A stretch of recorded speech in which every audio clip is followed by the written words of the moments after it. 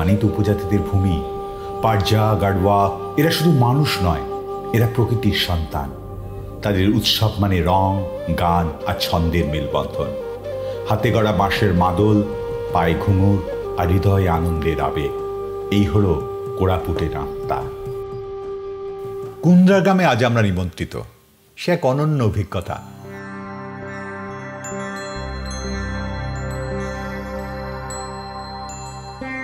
শালপাতার থালা বাটি বানাতে বসে গেছে গ্রামের মহিলারা।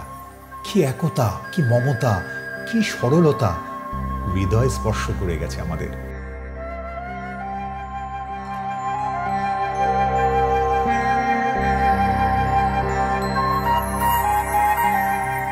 শালাপ লিকার হল ওড়িশার কোরাপুট জেলার আদিবাসী ও গ্রামীণ সম্প্রদায়ের একটি জনপ্রিয় ঐতিহ্যবাহী মদ।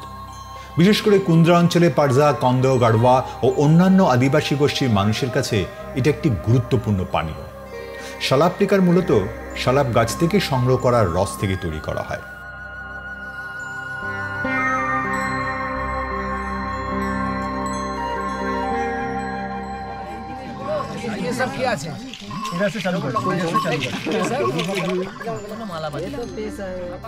পিঁপড়ের ডিম আমি আগে কখনো খাইনি। প্রথমে একটু যে ইতস্তত বোধ করিনি তা নয়, কিন্তু কুন্দ্রা গ্রামে পিঁপড়ের ডিম সংগ্রহ করা ও রান্না করা একটি ঐতিহ্যবাহী প্রক্রিয়া। এটি ভাজা, ডাল বা সবজির সাথে রান্না করে পরিবেশন করা হয় এবং স্থানীয় সংস্কৃতির একটি গুরুত্বপূর্ণ অংশ। এটি ওড়িশার আদিবাসী ও গ্রামীণ সংস্কৃতির একটা বিশেষ খাদ্যাভ্যাস, যা বাংলাদেশ বা পশ্চিমবঙ্গের সাধারণ খাদ্য তালিকায় দেখা যায় না। তবে কুন্দ্রা গ্রামে এটা একটি জনপ্রিয় পুষ্টিকর খাবার হিসেবে পরিচিত। এর স্বাদ হালকা বাদামের মতো গন্ধ, সঙ্গে একটা মাটির ঘ্রাণ এবং মুখে দিলে নরম ও হালকা ঝুরঝুরে টেক্সচার তৈরি করে। ভাজা অবস্থায় এটা হালকা ঝাল, আর সামান্য নুন ও আদা রসুন দিয়ে রান্না করলে এর স্বাদও কিন্তু বাড়ে। পিঁপড়ের ডিমের সবজি বা তরকারি অনেকটা ডিম চচ্চড়ির মতো খেতে লাগে, কিন্তু এর আলাদা ঘ্রাণ ও টেক্সচারের কারণে এটি খাস আদিবাসী স্বাদ বহন করে।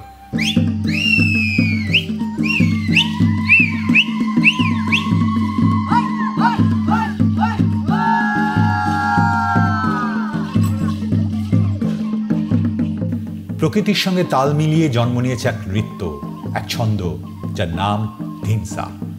বিয়ে, নবফসল, পূজা আর পার্বণের দিনে ধিংসা তখন শুধু নাচ নয়, এক মিলনের উৎসব।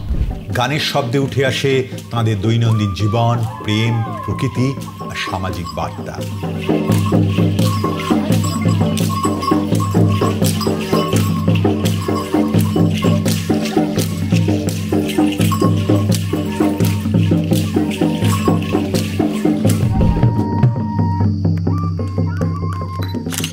অ্যাক্সিস ব্যাংক ফাউন্ডেশনের সহায়তায় এবং কন্ট্যাক্ট বেস বাংলানাটক.com এর আয়োজনে আমাদের 7 দিনের এই কোরাপুট সফর অনুষ্ঠিত হয়েছে। এই সফরের মাধ্যমে আমরা কোরাপুটের আদিবাসী গ্রামগুলো, তাদের সংস্কৃতি, জীবনযাত্রা ও শিল্পকর্মকে তুলে ধরার এক অঙ্গীকার নিয়েছি।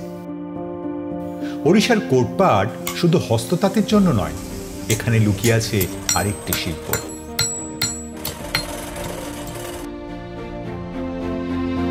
কাঠের গন্ধ, হাতের ছোঁয়া আর প্রজন্মের অভিজ্ঞতায় গড়ে ওঠে কোটপাড়ের এই গির্লা গ্রামে। শাল, সেগুন আর নিম কাঠ গ্রামের কারিগররা হাতেই কাটেন, গড়েন আর প্রাকৃতিকভাবে মসৃণ করে তোলেন কাঠ, যন্ত্রের নয়। এই শিল্প মন আর মেধার সংমিশ্রণ। সাধারণত টুল থেকে শুরু করে খাঁটি সেগুনের খাট, সবকিছুতে থাকে এক নিখুঁত কারুকার্য।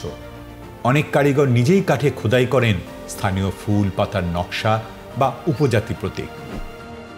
প্রকৃতি আর পরম্পরার মিলনে গড়ে উঠেছে কোটপাড়ের গল্প।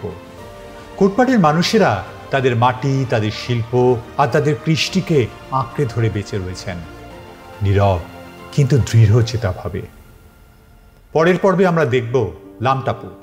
পাহাড়, অরণ্য আর নদ নদী দিয়ে ঘেরা এই জনপদটি একদিকে যেমন প্রাকৃতিক অপরূপ সৌন্দর্যে মোড়া, তেমনি এখানকার আদিবাসী সংস্কৃতি, জীবনযাত্রা এবং ঐতিহ্য অত্যন্ত বৈচিত্র্যময়।